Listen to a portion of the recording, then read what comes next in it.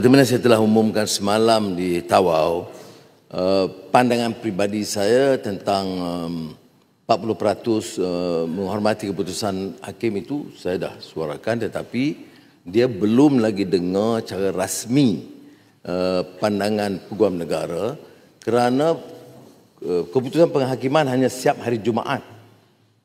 Ya, Jumaat petang, Jabatan Peguam Negara memaklumkan mereka akan teliti, maka saya panggil sidang Jemaah Menteri khas petang ini untuk mendengar dulu pandangan Peguam Negara.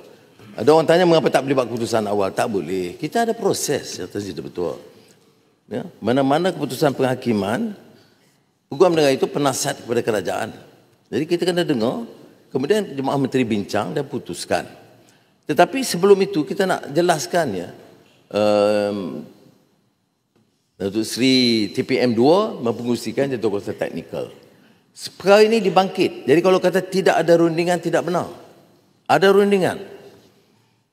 Dimuktamadkan setelah mesyuarat Perdana Menteri, termasuk Premier Sarawak dan Ketua Menteri Sabah. Tidak dapat dimuktamadkan, maka disebut interim. Jadi sebab itulah daripada 26 juta, 150 juta semasa Bera jadi pengusi, Perdana Menteri naik. Ya. Tapi ini semua kerajaan dulu terlibat. Jangan tidak mudah jadi isu politiknya. Kerajaan dulu terlibat. Berapa orang yang bekas jadi menteri-menteri dan Perdana Menteri sebelum ini.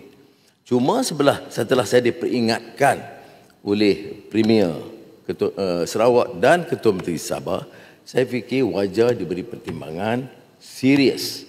Maka kita naikkan sekarang ke 600 juta. Itu pun disebut interim sebagai sementara kerana melihat kepada peruntukan daripada negara. Itu ada akan juga dibincang dalam Jemaah Menteri. Apa dia hasil daripada Sabah yang 10 bilion kita perincikan, dan apa dia 17 bilion ringgit yang belanjakan. Kerana ada yang di Sabah tanya apa dia. Ya, baik. Ada yang peruntukan-peruntukan memang syarat kerajaan persekutuan, yang pendidikan, kesihatan, pertahanan. Tetapi pembangunan kita boleh kurangkan. Kalau isunya isu 40%, kita kurangkan pembangunan, kita tampung di 40% kepada negeri. Sebab itu saya katakan keputusan kita harus dilihat keseluruhannya, ya, keupayaan. Tak perlu ada pertelagahan. Kerana kerajaan Madani setuju untuk menerima kenyataan 112 CD. Setuju pada prinsip dia. Dan dah mula berunding pun.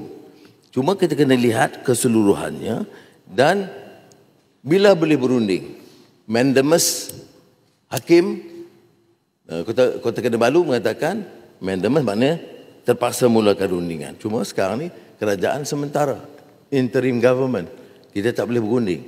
Jadi tubuh je kerajaan, mungkin minggu pertama bulan Disember, saya akan arahkan supaya menyegerakan rundingan. Baik, terima kasih.